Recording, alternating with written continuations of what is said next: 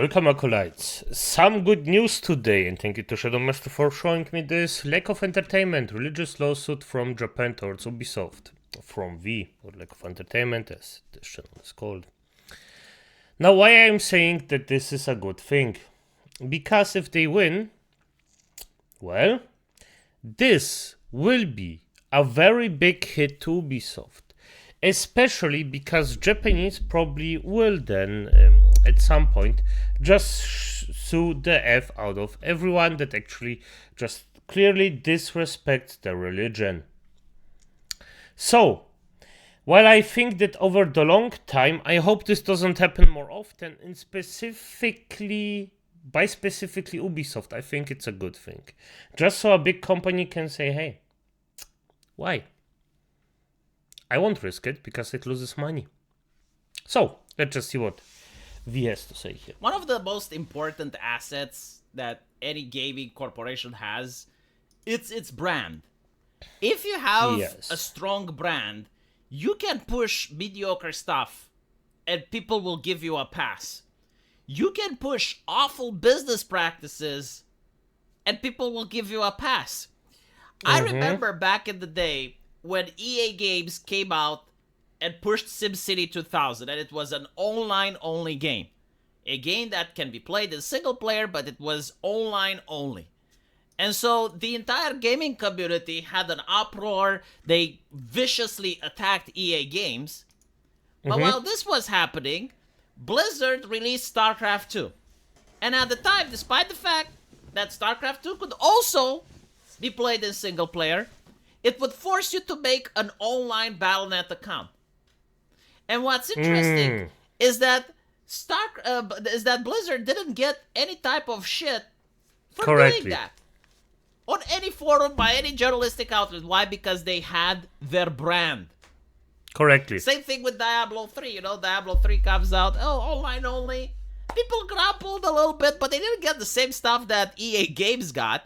Because EA Games had a toxic brand. At the time, it got the prize for being the worst company in the world.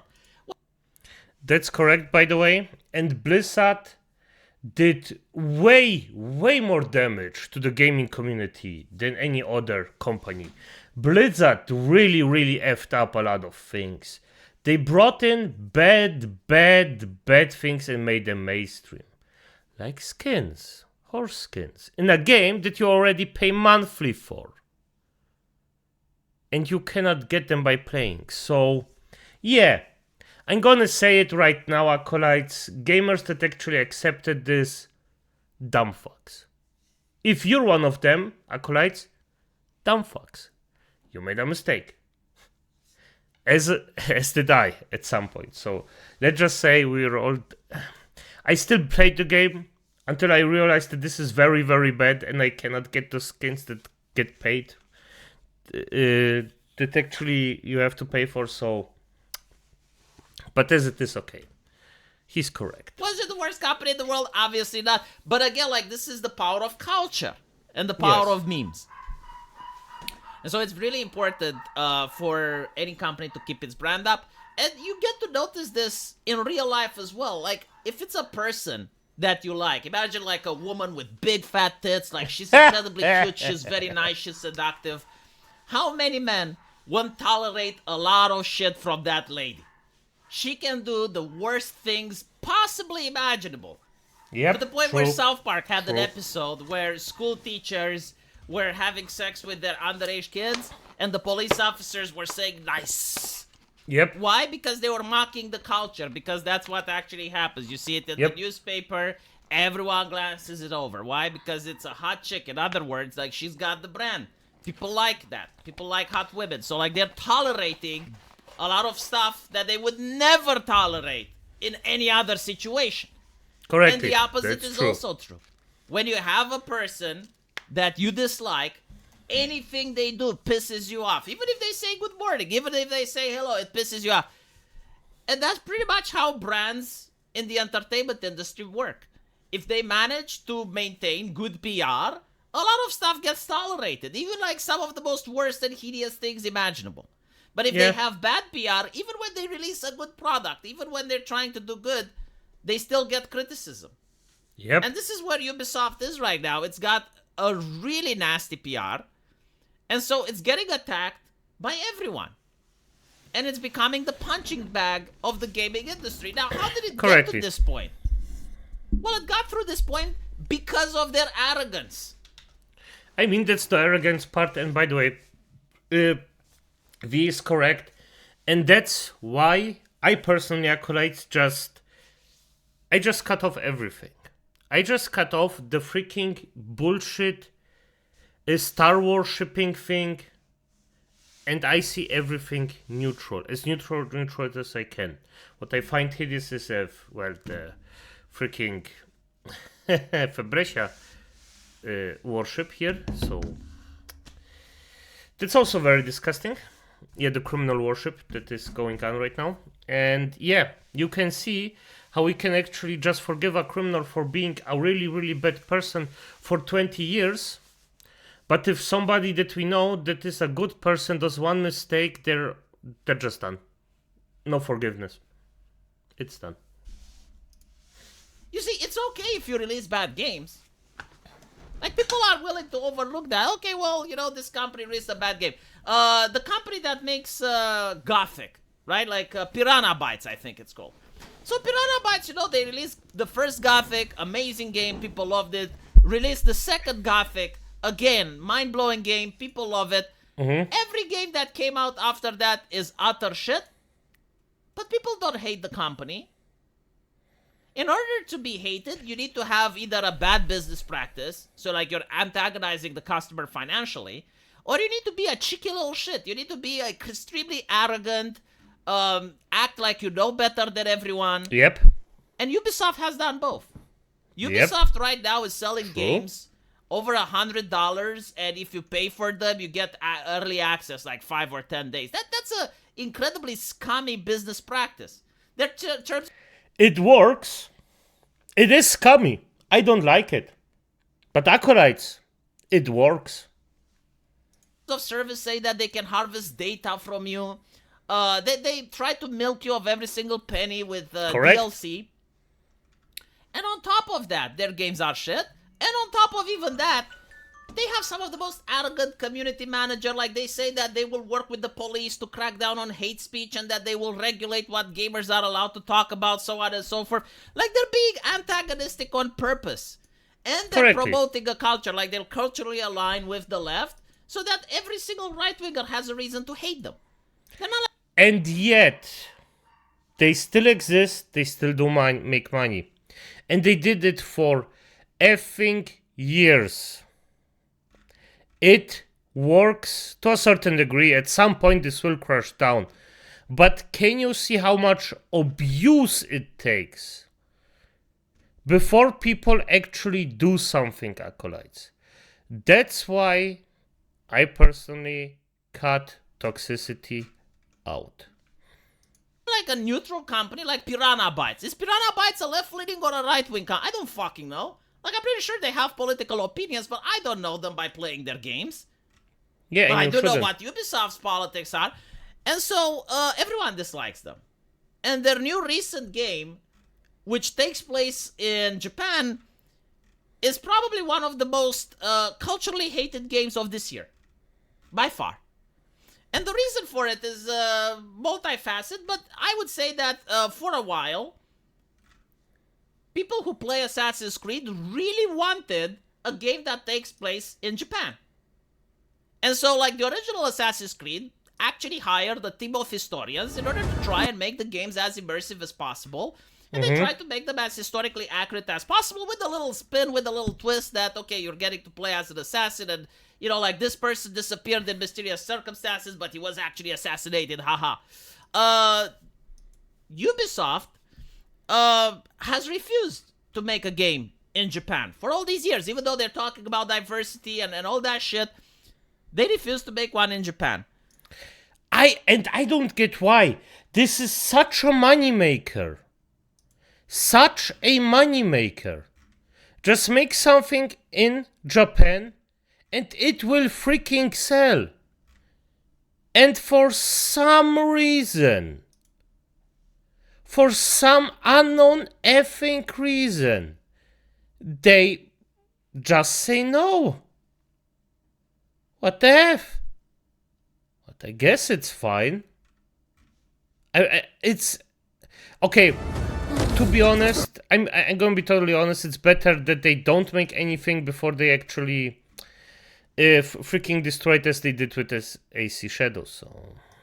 And now that they do it not because like they think it's a cool idea. They do it because Ghost of Tsushima was successful, and so they think it's safe. And so they're making a game in Japan, but they can't help themselves. They need to put an American in there, right? Like, they need to put the wokeness in there. And they need to put the woman with little tits that looks like a man, which is like the wokeness flag, the wokeness banner. The wokeness banner. They need to put an African American there. They need to put hip-hop music. Yeah. And like, at this point, they're becoming a meme. They're becoming a clown. And if they're the clown, people are willing to bring the circus. Including Japanese people, as you can see here. Regarding the shrine destruction issue in Assassin's Creed. So, like, there's a mission where you destroy a shrine. Mm-hmm. And people are pointing out, it's like, well, why is this allowed? And the answer from Ubisoft is like, well, we destroyed churches in the past. Sure, you destroyed churches in the past, but have you destroyed any Jewish temples? No? Why not? I mean, you're a video game, right? Like, you're allowing player freedom. Why aren't we allowing that? Oh, so there is a limit. Okay, so what? True. By the way, true. I don't find it... that you destroyed the shrines, I personally don't care about it. As we said, yeah, you destroy churches in the past if it's a building. I mean, as long as it's made tastefully, I don't like tastefully. In a way where it just makes sense. Not where it's, just going out of way. But I'm gonna be honest here, I want to destroy in a video game that everything's open, and as long as not everything's open, nothing's open, in my opinion. I would prefer if we had the freedom to actually do stuff like that, even a Jewish temple. I mean, I personally don't really care about it, if I'm totally honest. I just want to destroy stuff in video games. If I play a type of game that's like that. Otherwise, I don't know. But if the lawsuit actually comes true, that's actually a big win, because at the end of the day, the Japanese stuff, while Ubisoft didn't make it because they are extremely racist against Asian people. Very racist against them. So I think that the motivation behind Ubisoft was just to give them a middle finger. What do Jewish temples have that Japanese shrines don't? Why are Jewish temples more valuable in the eyes of the people at Ubisoft than the Japanese shrines? Yeah, because they're racist against them. What about mosques? I can't remember throughout any of the Assassin's Creed games anyone destroying a mosque. In fact, I wonder why. Here's my take on this.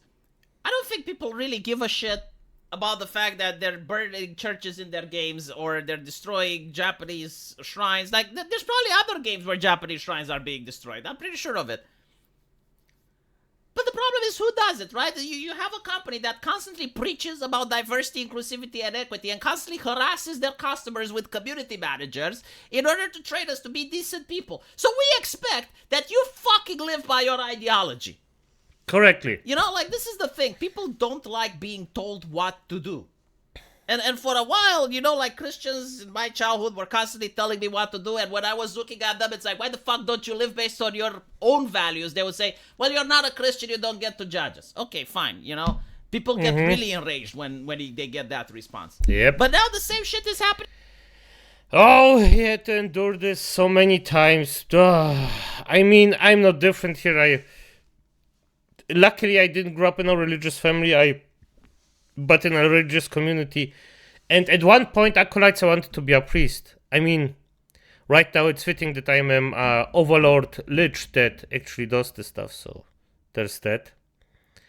But, I mean, this stuff, you just know. It's just... happening with Ubisoft.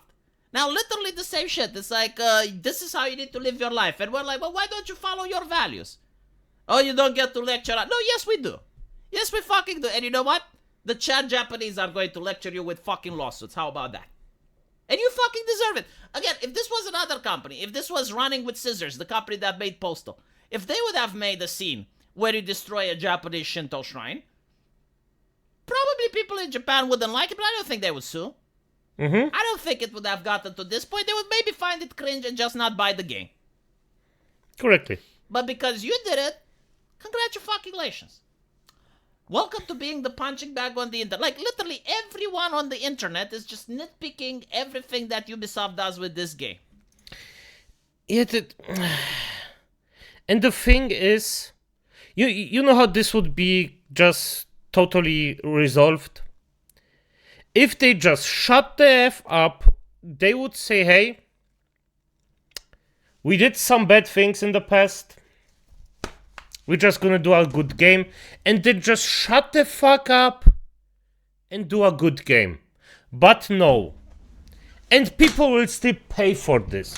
And I hope they get a gigantic minus out of this. And I hope that Japan actually sues them and gets away with it. Not because I think it's a good thing per se for a lot of things or for the world in general, but because I think that if Ubisoft, the racist company that actually hates Asian people, will just smack them in the mouth, then we got a good point. Then we got a good starter for this. But as it is, acolytes, good night.